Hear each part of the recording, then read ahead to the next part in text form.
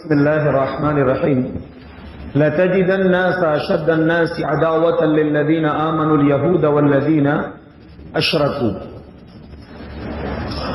اللهم صل على محمد وعلى آل محمد كما صليت على إبراهيم وعلى آل إبراهيم إنك حميد مجيد اللهم بارك على محمد وعلى آل محمد كما باركت على إبراهيم وعلى آل إبراهيم إنك حميد مجيد رب اشرح لي صدري ويسر لي امري واحلل عقدة من لساني يفقهوا قولي اللهم انفعنا بما علمتنا وعلمنا ما ينفعنا وزدنا علما. کل کے درس میں غزوہ بدر کے تعلق سے جو باتیں کل اور پرسوں دو درس میں آئی،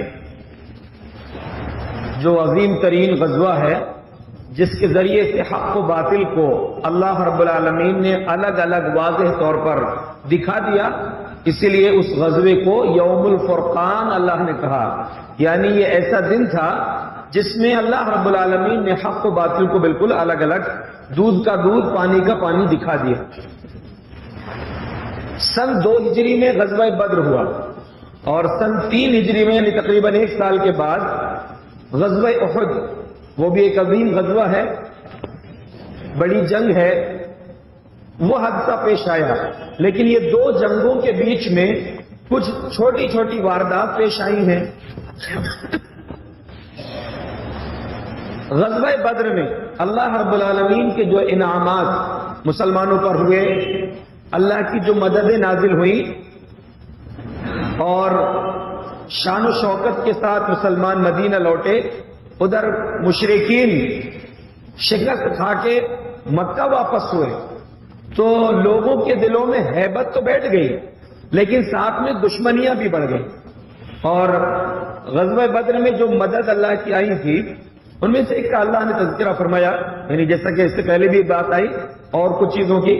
اللہ نے ایک بات فرمائی وَلَمْ تَقْتُلُوهُمْ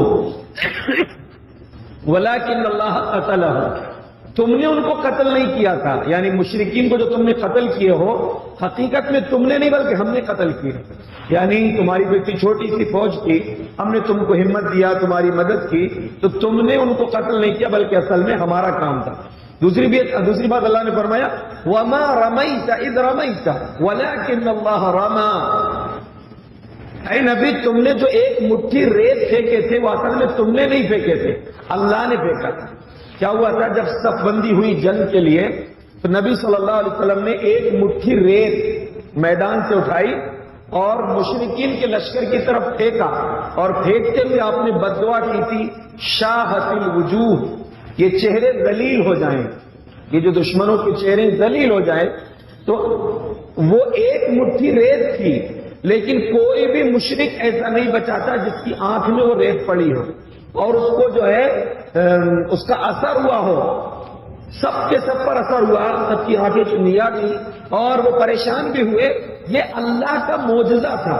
کہا کہ اے محمد صلی اللہ علیہ وسلم تم نے ایک مٹھی ریت پھینکے تھے، لیکن وہ ایک مٹھی ریت اصل میں ہم نے پھینکا تھا، اس میں جو تاثیر جو پیدا ہوئی تھی وہ ہمارے حکم سے ہوئی تھی.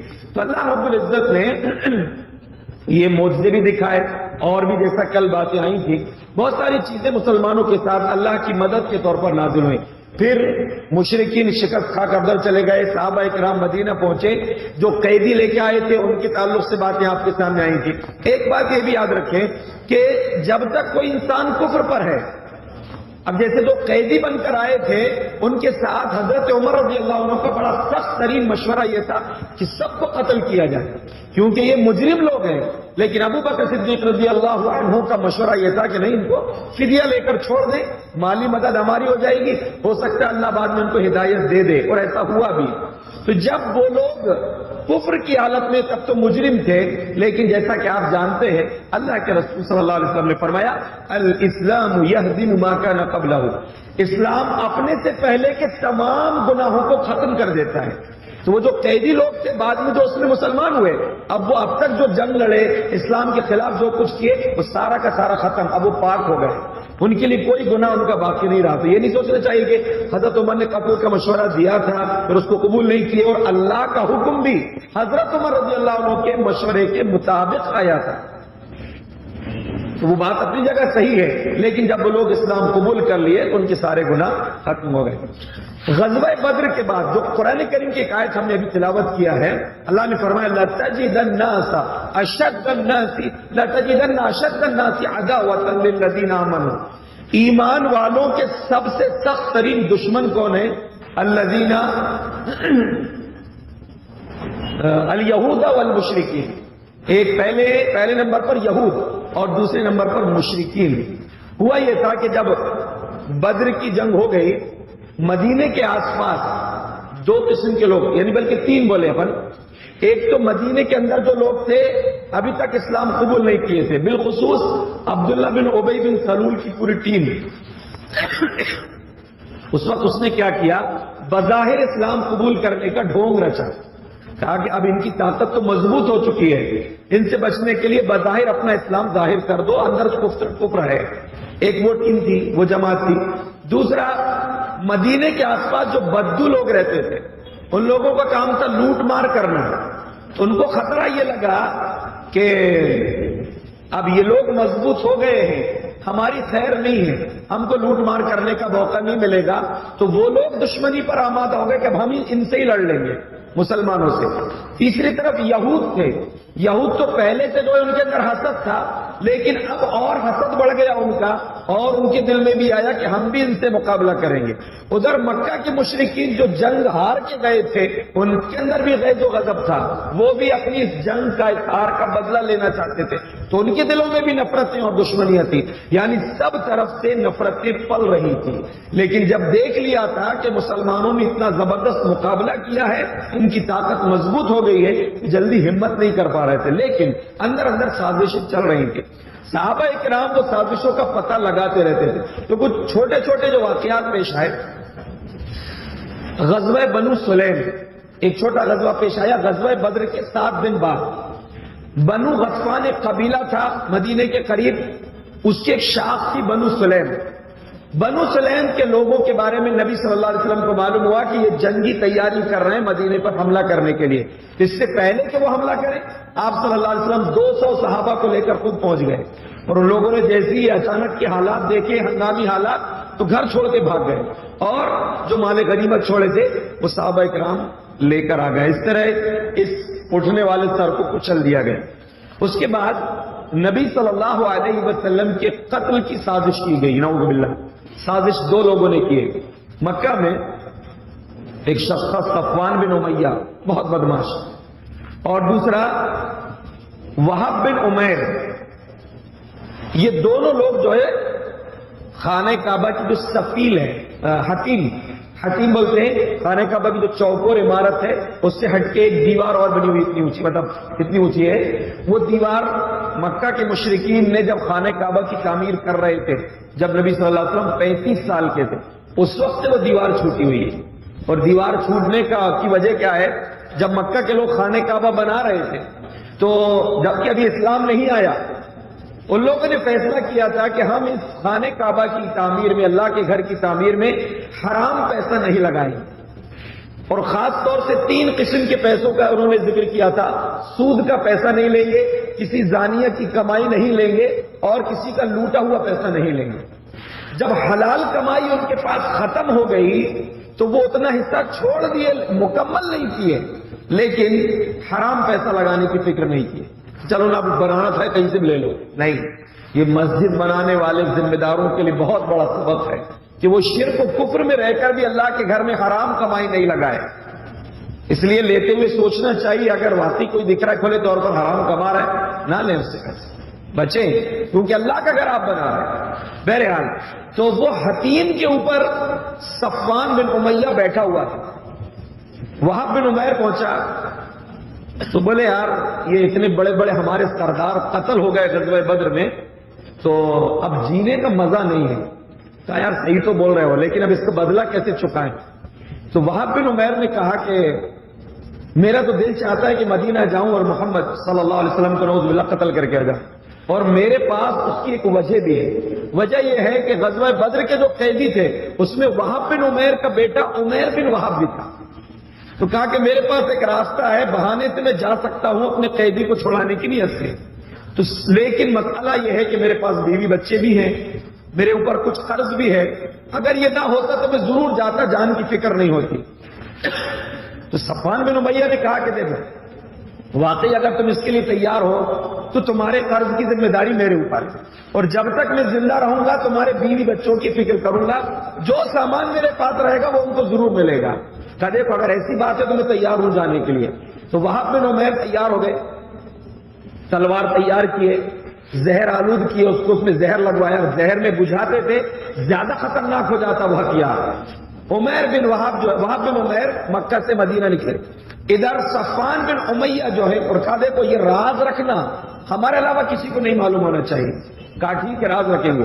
ادھر صفوان بن امیہ مکہ میں اعلان کرتے رہتا کہ لوگوں کچھ دنوں میں ایسی خبر تم کو سننے ملے گی کہ پورے غم دور ہو جائیں گے جنگ بدر کے۔ ادھر یہ وہاب بن عمیر جب مدینہ پہنچا، جیسے مسجد نبوی کے سامنے جا کر اترا تو تلوار لٹکی ہوئی تھی۔ حضرت عمر رضی اللہ عنہ صحابہ کے ساتھ بیٹھے، دیکھ لیے، دیکھتے ہی فوراً اٹھ کے گئے اور پکڑ لی، کہا اللہ کے دشمن کیسے آیا ہے؟ کہا قیدی کے لیے آیا ہوں۔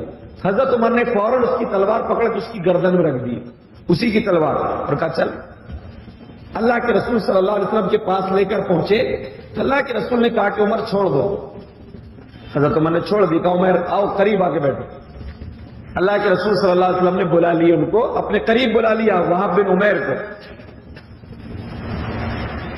حضرت عمر نے جو وہاں اور صحابہ تھے ان سے کہا کہ دیکھو یہ بہت خطرناک آدمی ہے، بدنیت آدمی ہے، بالکل اللہ کے رسول صلی اللہ علیہ وسلم کے قریب بیٹھو تم لوگ، اگر کچھ خطرہ سمجھ میں آئے گا تو فوراً پکڑ لینا۔ اللہ کے رسول صلی اللہ علیہ وسلم نے ان سے پوچھا وہاب بن عمیر سے، بولو وہاب کیسے آئے؟ کہا کہ قیدی کو لینے آیا ہوں، میرے بیٹا جو قیدی ہے اس کو واپس کر دیجیے، اس کو آزاد کر دیجیے۔ کہا پھر یہ تلوار کیوں اکیلا؟ کہا یہ تلواریں ہمارے کوئی کام نہیں آئیں، بدر کے دن بہت نقصان کر دی تلواروں نے ہمارا۔ کہا وہاں صحیح بتاؤ کیوں آئے ہو؟ کہا نہیں بس قیدی کو لے کے آئے ہوں۔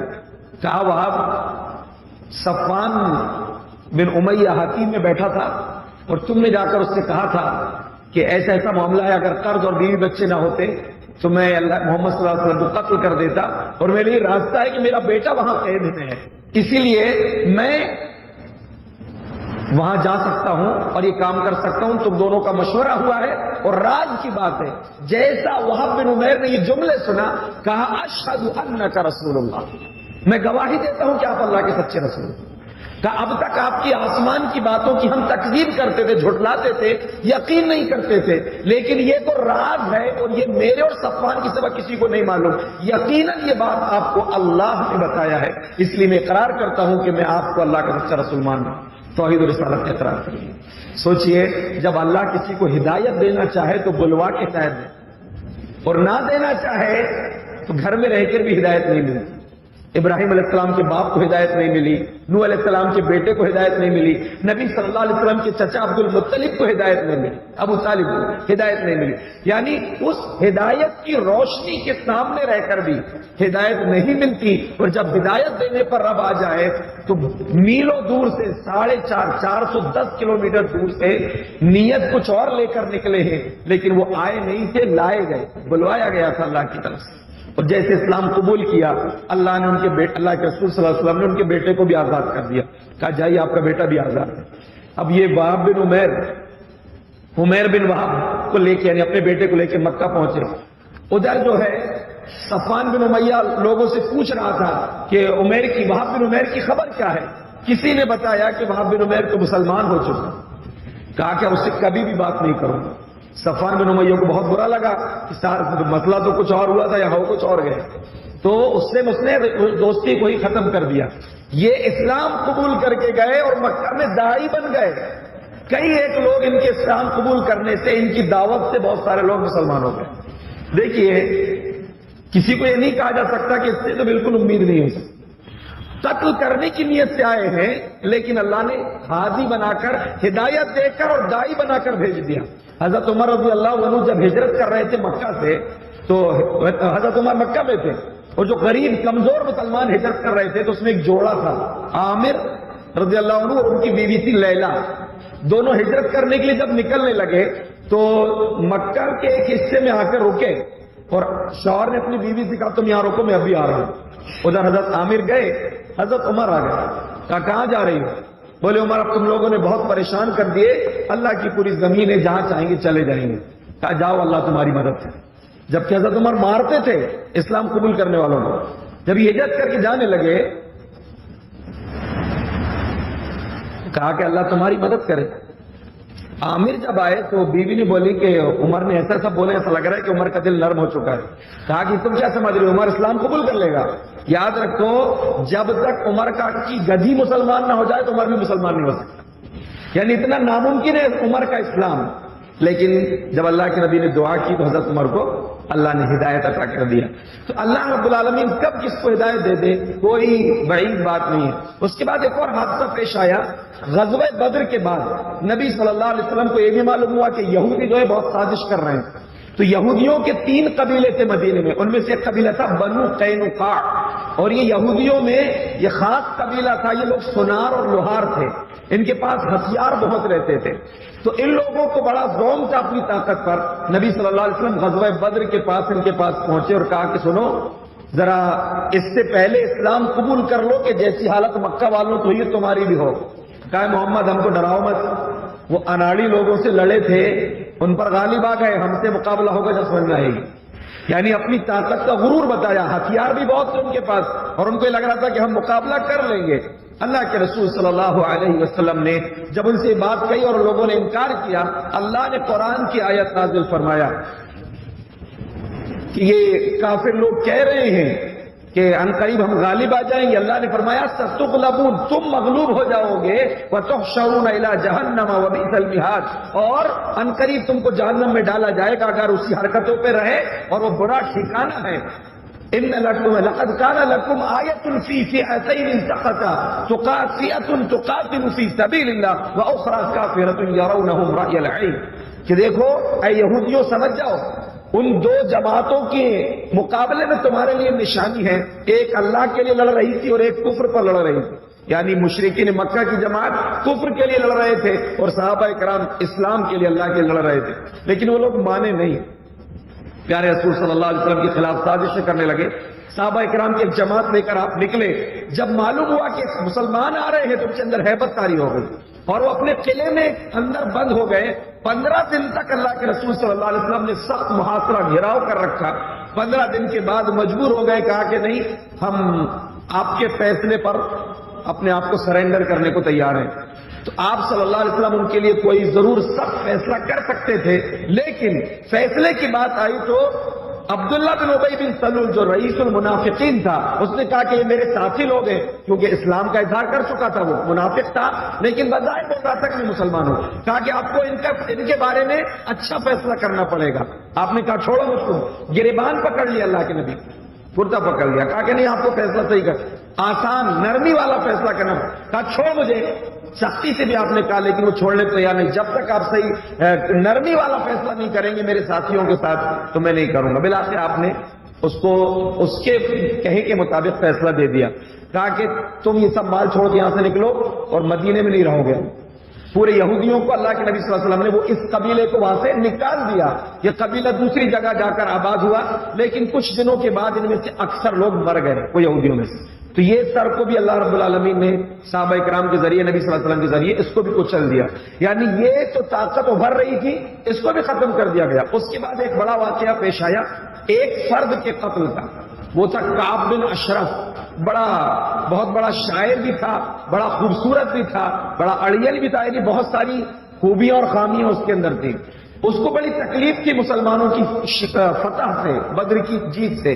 اس نے کیا کیا، مدینہ گیا، مکہ گیا وہ، اور وہاں کے لوگوں کو بہکایا، مشرکین مکہ کو کہ یار تم لوگ، اچھا یہ جو یہودی تھے یہ بدماش، ان کی چال جو تھی، یہ بھی یہودی تھا کعب بن اشرف، اور یہ بنو قینقاع کے جو یہودی تھے ان کے ایک خاص رول تھا، خاص جو اصول تھا، ڈیوائڈ اینڈ رول، لڑاؤ اور حکومت کرو۔ تو شاش بن قیس نام کا ایک بوڑھا یہودی تھا، بڈھا، وہ جا رہا تھا کہیں سے تو اس نے دیکھا کہ اوس و خزرج کے مسلمان جو انصاری ہو چکے تھے اب مسلمان ہو گئے تھے، مدینے کے 2 قبیلے تھے اوس اور خزرج، برسوں ان کی جنگیں چلی تھیں، تو یہ دونوں قبیلے والے ایک ساتھ بیٹھ کر محبت سے باتیں کر رہے تھے، تو شاش بن قیس کو یہ کھل گئی یہ بات. اس نے ایک نوجوان کو بلایا اپنے یہودی کو, کہا کہ وہاں جا کے وہ جو قبیلے اوس اور خزرج کی جو جنگ تھی, جنگ بعاث, اس کے کچھ اشعار سناؤ, ان کو بھڑکاؤ, ان کی پرانی جاہلیت کو یاد دلاؤ. کہا بالکل کرتا ہوں. وہ جا کے ان کے بیچ میں کچھ اشعار سنایا تو وہی صحابہ, انصاری صحابہ جو آپس میں محبت سے بیٹھے تھے, ایک دوسرے کے خلاف بولنا شروع کر دیے. کچھ آوازیں سخت ہو گئی, کھڑے ہو گئے, یہاں تک کہ طے ہو گیا کہ چلو حرہ جو وادی ہے دو پہاڑیوں کے بیچ میں, وہاں چل کے جنگ کریں گے.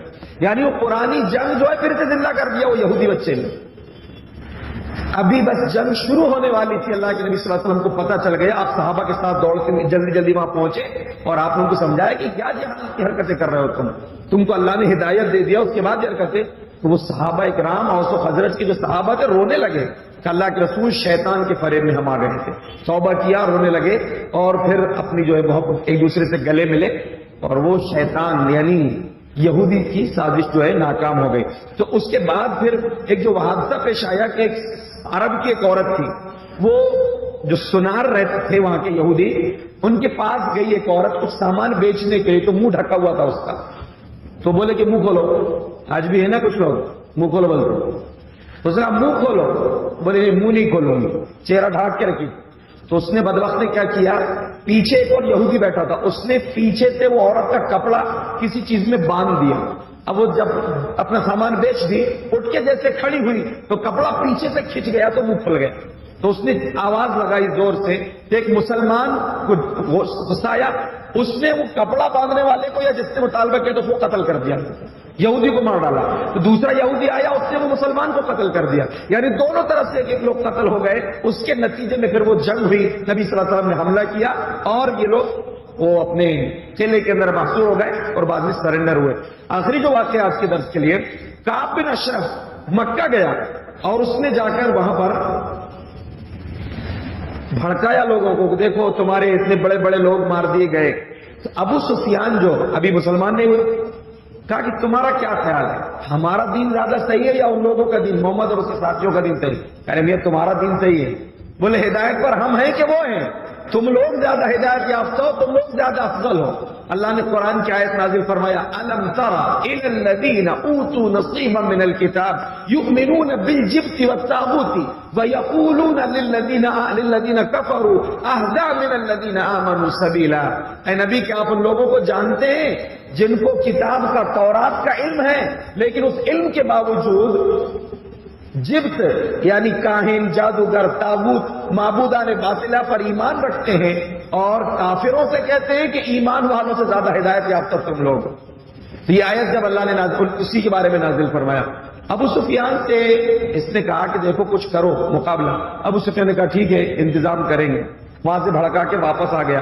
آنے کے بعد بری بری باتیں کرنے لگا, صحابہ اکرام کی بیویوں کے تعلق سے بری باتیں کرنے لگا, عورتوں کے تعلق سے. تو اللہ کے نبی صلی اللہ علیہ وسلم نے اعلان کیا, کون ہے جو کعب بن اشرف سے نمٹ لے, اس کا مقابلہ, اس کو قتل کر دے. کیونکہ اب یہ جو ہے بڑا طاغوت تھا, بڑا دشمن تھا, اور وہ کر رہا تھا کہ یہ سب سازشیں بنا رہا ہے. کچھ صحابہ کھڑے ہوئے, ایک محمد بن مسلمہ, ابو نائلہ, حارث بن عبید, حابس بن جبیر, ایسے 5 صحابہ تیار ہوئے کہ اللہ کے رسول آپ کی کیا منشا ہے, ہم اس کو قتل کر دیں. کہا تو کہا کچھ بولنے کی اجازت دیجیے. تو محمد بن مسلمہ اس کے دوست تھے وہی کعب بن اشرف کے, اور ابو نائلہ جو تھے وہ اس کے دودھ شریک بھائی تھے, ایک ہی ماں ایک ہی خاتون کا, دونوں نے دودھ پیے تھے. تو کہا اللہ کے رسول کچھ بولنے کی اجازت دیجیے. کہا ٹھیک ہے. تو 14 ربیع الاول سن 3 ہجری میں آپ صلی اللہ علیہ وسلم کے پاس یہ قافلہ رات کی چاندنی رات میں اکٹھا ہوا, 5 لوگوں پر مشتمل یہ دستہ. آپ نے مدینے کے قبرستان بقیع الغرقد تک ان کے ساتھ گئے, دعائیں دی اور کہا جاؤ اللہ آپ لوگوں کو کامیابی دے. یہ لوگ گئے. تو پہلے بات طے ہو گئی تھی, یہ لوگ پہلے گئے. جا کر ابو نائلہ اور محمد بن مسلمہ, کعب بن اشرف سے کہا کہ یار ہم لوگ بہت پریشان ہو گئے کہ جو آئے نا محمد صاحب, ان پر ایمان تو لے آئے ہم نے, لیکن اب پھنس گئے, بہت مجبور کر دیے انہوں نے, اور ہم سے صدقہ مانگ رہے ہیں, ہمارے پاس خود کنڈیشن خراب ہے, کیا کریں سمجھ نہیں آ رہا. بولے ابھی تو اور پریشان ہو گئے, ابھی تو شروع ہے, ابتدائی عشق ہے, دیکھ روتا ہے کیا, آگے آگے دیکھ ہوتا ہے کیا. کہا کہ ابھی تو اور پریشانی تم کو آئے گی. کہا لیکن یار اب چھوڑ بھی نہیں سکتے جب تک فیصلہ نہ ہو جائے. تو کہا بولو کیا کام ہے. کہا ہمیں ایک دو وسق غلہ دے دو. وسق بولتے ایک وسق 60 سا اور ایک سا میں 2.5 کلو غلہ ہوتا ہے. تو کہا کہ کچھ غلہ دے دو. کہا کہ کچھ گروی رکھنا پڑے گا. بولے کیا چاہیے گروی میں؟ کہا اپنی عورتوں کو گروی رکھ دو. کتنا کمینہ ہے. کہا تمہاری عورتوں کو میرے پاس گروی رکھ دو. کہا کہ یہ تو بڑھیا ہو، تم اتنے خوبصورت تو تمہارے پاس ہم اپنی عورتوں کو کیسے گروی رکھیں گے؟ کہا پھر اپنے بیٹوں کو گروی رکھو. کہا کہ ہمارے بیٹوں کو ذلیل کیا جائے گا کہ ایک دو وسق غلے کے بدلے میں تم کو گروی رکھا گیا تھا، پھر کیا رکھو گے؟ کہا کہ ہتھیار رکھ دیتے ہیں گروی میں. کہا ٹھیک ہے رکھ لو. تو چانس مل گیا کہ ہتھیار لے کے جائیں گے. تو اللہ کے رسول صلی اللہ علیہ وسلم سے جو اجازت مانگی تھی کچھ بولنے کی، تو وہ یہی چیز تھی کہ آپ کے خلاف کچھ بات کریں گے. مقصد تو وہ تھا نہیں. بہرحال یہ جب قافلہ گیا، رات میں چاندنی رات تھی، باہر سے ہی ابو نائلہ نے زور سے آواز دی، اے کعب بن اشرف. وہ اس کی بیوی کے پاس تھا، نئی نویلی دلہن تھی. تو دلہن کے پاس سے اٹھ کر وہ جب آنے لگا، دلہن نے کہا کہ اتنی رات میں کہاں جا رہے ہو؟ کہا میرے دوست نے بلا رہے ہیں، جا رہا ہوں. بولے مجھے اس آواز سے خون ٹپکتا ہوا دیکھ رہا. کتنی تجربے کار ہوگی وہ عورت. کہا کہ اس آواز میں خون ٹپک رہا ہے. کہا کہ دیکھو اگر بہادر آدمی کو لڑائی کی طرف بھی بلایا جائے تو کوئی دقت نہیں ہے. تو نکل کر آیا. کہا چلو تھوڑی دیر گھوم کے آئیں گے، دور تک چلیں گے. کہا چلو. تو اس نے بڑی اچھی خوشبو لگایا ہوا ہے. کہا کہ بہت زبردست خوشبو آ رہی. کہا میرے پاس عرب کی سب سے زیادہ خوشبودار عورت ہے. کہا سونگ لوں کیا؟ تو انہوں نے پہلی مشورہ کر لیا تھا کہ جب میں اچھے سے بول دوں گا تو حملہ کر دینا. تو اس کے سر کو پکڑا اور سونگا. کہا بہت اچھی خوشبو. تھوڑی دور چلے، پھر کہا ایک بار اور سونگنے دو. پھر پکڑ کے سونگے، پھر چھوڑ دیے. تیسری بار میں بولے ایک بار اور سونگنے دو. تیسری بار اچھے سے پکڑے اور کہا کہ اب لے لو اللہ کے دشمن. وہ 4 لوگ جو باقی تھے ان لوگوں نے حملہ کیا. اتنی زور سے چیخ مارا کہ جو آس پاس کے قلعے تھے سارے لوگ اٹھ گئے، لیکن ہوا کچھ بھی نہیں. پر اس کو وہیں پر مارے. سب نے تلوار سے حملہ کیا لیکن پھر بھی جو ہے بچ گیا وہ. تو حضرت محمد بن مسلمہ جو تھے، اس کے جو 5 لوگوں کے جو امیر تھے، ان کے پاس کدالی تھی. اس کی پیٹھ میں یا اس کے سینے میں رکھا، اس کو اتنی زور سے گڑائے کہ آر پار کر دی. اسی سے اس کی دم نکل گئی. اور پھر وہاں سے آپ کو اللہ تعالیٰ ان کے پاس آئے، مدینے کے قریب پہنچ کر زور سے نعرہ لگایا اللہ اکبر. خدا اللہ کے رسول صلی اللہ علیہ وسلم بھی سن لیے. آپ انتظار میں تھے. آپ کو سمجھ میں آ گیا کہ معاملہ حل ہو چکا ہے. یعنی اتنا بڑا اللہ کا دشمن جو ہے ذلیل ہو چکا، ختم ہو چکا. آپ تشریف لائے. آپ نے فرمایا افلحت الوجوہ، یہ چہرے ہمیشہ کامیاب رہے. کتنے خوش قسمت تھے کہ پیارے نبی نے ان کو یہ دعا دی، افلحت الوجوہ، یہ چہرے ہمیشہ کامیاب رہے. تو ان لوگوں نے بھی اللہ کے رسول صلی اللہ علیہ وسلم کو جواباً دعا دی، افلحک اللہ یا رسول اللہ، اے اللہ کے رسول اللہ آپ کو بھی ہمیشہ کامیاب رکھے. تو اس طرح یہ دشمن بھی جو ہے مدینہ کا ایک اور خطرناک جو دشمن تھا وہ بھی ختم ہو گیا. اب مدینہ کی فضا آس پاس سے جو ہے وہ ٹھنڈی پڑ چکی تھی. لیکن پھر اس کے بعد غزوہ احد پیش آیا. وہ بھی اہم ترین غزوہ، انشاءاللہ کل کے درس میں ہم اس کا تذکرہ کریں گے. اللہ رب العالمین ہمیں شریعت کو صحیح معنوں میں سمجھ کر اس کے مطابق عمل کرنے کی توفیق عطا فرمائے. آمین. وآخر دعوانا ان الحمدللہ رب العالمین.